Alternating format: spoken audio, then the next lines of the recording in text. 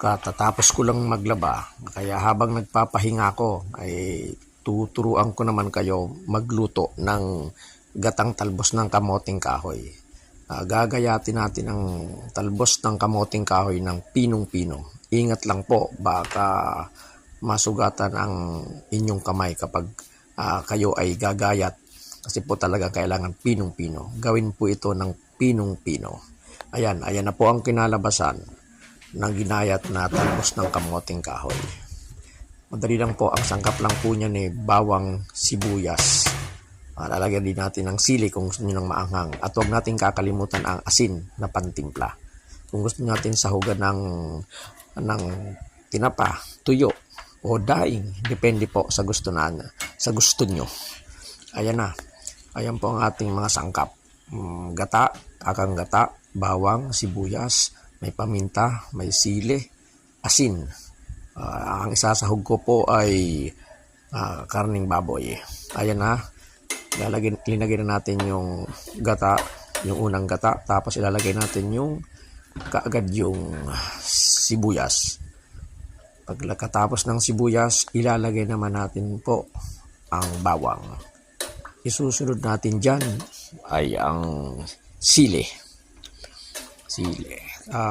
Yan, mekos-mekos lang po. Mekos-mekos, mag-iiwanan na ang luto.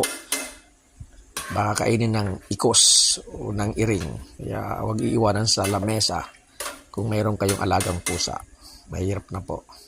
Mekos-mekos lang po. Kailangan mini-mekos-mekos yan para hindi magbuo-buo ang gata. Ilagyan ko rin ng konting paminta. Mini-mekos-mekos ko yan para hindi magbuo-buo yung gata. Mekos-mekos lang. Pagkatapos dating haluin, linagay ko na ngayon yung talbos ng kamoting kahoy.